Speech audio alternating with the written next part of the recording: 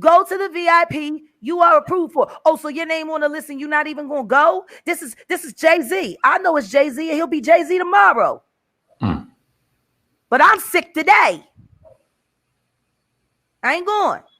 So I was a traitor because I didn't get them in to the special VIP, and this nigga been mad at me ever since, and I don't give no fuck. It ain't my fault he put my name on the list. I wasn't a traitor. I was just the shit. I'm sorry you couldn't get into the after party, in the big after party, and that Jay didn't put you in there. Then when they did Radio City Music Hall, they said Jay asked for me, and Amir said, oh, we can't find her. We don't know where she is. And then the stylist said, wait a minute, I can call Jackie right now. And he said, mind your business if you want to keep your job. Fuck you, Amir. You jealous ass sandwich smelling bitch. And Malik ain't never fuck. He wasn't your oil guru. And if he gave you some Egyptian musk, it was to cover up the smell of sandwiches and corn chips. I had to smell that shit every day on the fucking bus. Fuck you.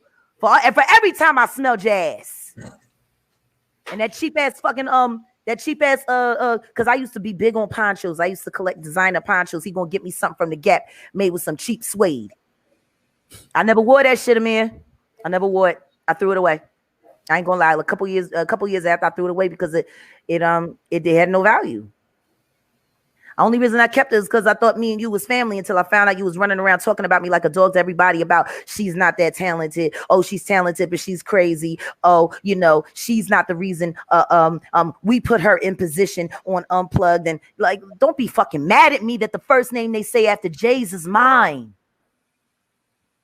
And y'all sat there trying to cook the books and change the story like Mary J. Blige was the hot shit on that show. I'm telling you, she wasn't. The applause that she had in Unplugged that y'all saw, they were my applause. They had to edit in applause because when she came and performed, everybody in the MTV studio just sat there and looked at her like she was something in the zoo. They didn't clap for Mary. They did not clap for Mary at all. And you need to get over yourself too. That's why you paying Kendu all that money. See, that's your motherfucking problem, bitch. Karma. You ain't nothing but a fucking hood rat who sat there and has tried to get in the way of people who were greater than you. When my album came out, she told the CEO of our company that little cross-eyed fucker. She told him, and this was at the MTV Unplugged studios. She had the dressing room next to mine. She was so scared when she came in because, see, when we had rehearsal, she went first, because she the queen. I came later. She ain't hear me at rehearsal.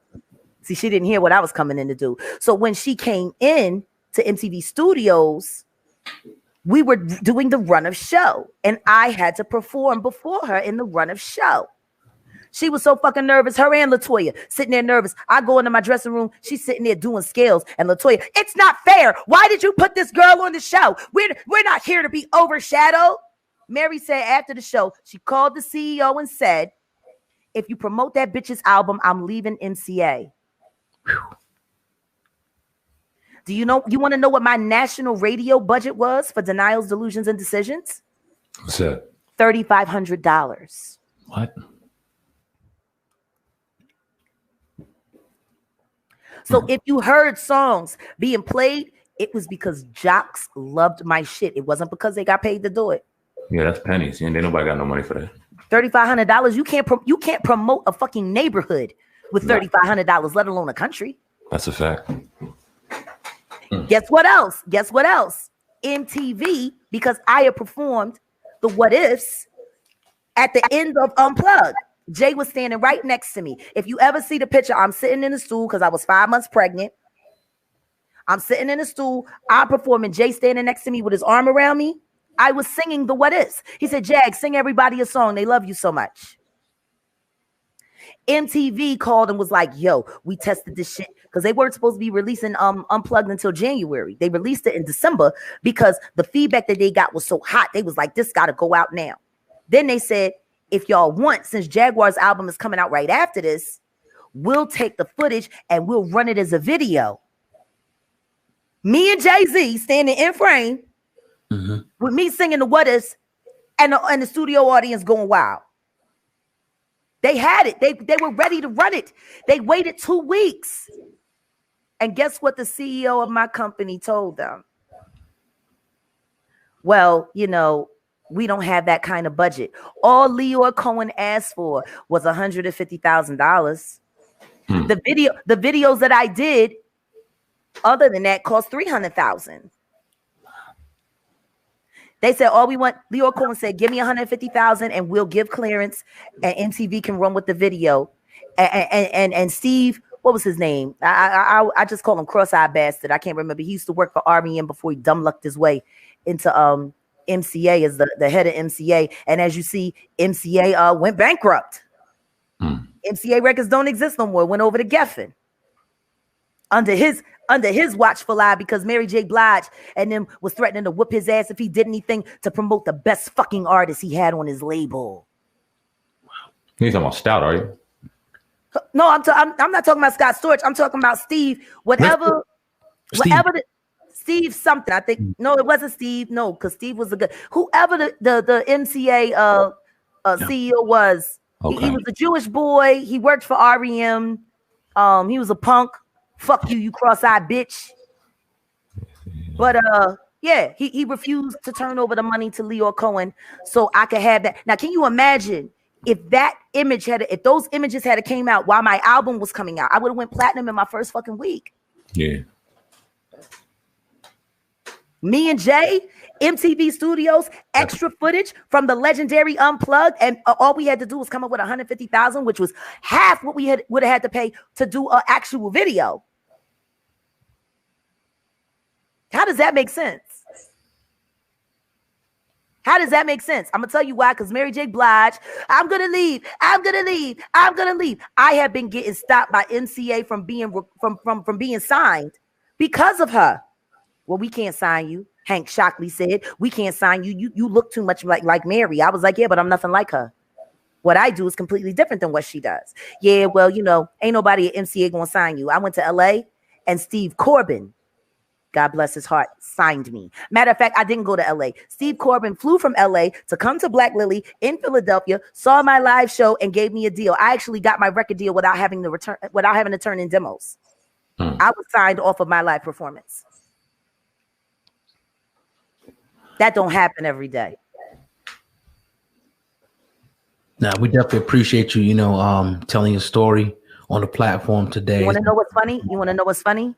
Yes, sir. I'm giving you nothing. I ain't giving you nothing. I haven't even given you nothing. I feel bad. I'm cheating you. No, you didn't cheat us. Wealth information. We appreciate your time. Definitely. Yeah. What's next for Jaguar Wright? I know your name is circulated under all this nonsense, and you don't seem to mind right now. You letting them go. But what's next? Stay tuned. But I got 3 things for you. And just look for these things. Okay. Digging Up the Roots, the documentary. Triple D Cafe. At Cafe Triple D. And it's just spelled out normal, no extras, no underscores, just Cafe Triple D, letter D, that's it. And my WCW meeting room in Zoom. Those are the only 3 things I need people to check for right now.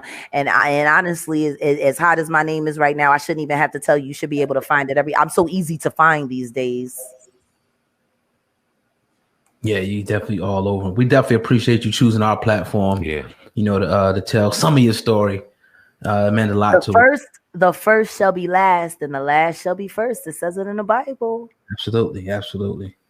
So if they thought that y'all was the last, I guess you're the first. But everybody else got to pay.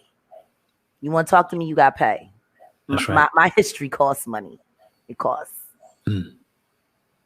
Ms. Wright, we appreciate your time. I don't even know what else to say. Thank you so much for giving us an hour of your time, and you're more than welcome anytime to come on this platform and talk anything. Well, why don't we talk next month when I release my album? Let's do it. That's even better. You let us know when you're on. Let's rock. Oh, you in Philly, right? Oh no, I live in Dallas. Oh, you out in Texas? Okay, so we right over the bridge in Philly. So I don't know, COVID is just going on. No, listen to me. Just stay in touch with my husband. Oh, say less. We'll be in touch. There it is. Thank you very much. Much success to you. Be safe out there. Blessings. I will. Trust me. I keep my armor on at all time. God got me. Yeah, absolutely. Appreciate Y'all you. stay safe. Don't be down with the COVID. It's not the gang you want to be in. Nah, we up in here tucked in. Stand far away. Far away. Go with our family. I'm not down with the COVID. I'm not. No. Nah, we cool. All right, then. Well, peace. Peace to you. Thank you, Ms. Peace Wright. to you as well. Assalamu alaikum. Walaikum salam.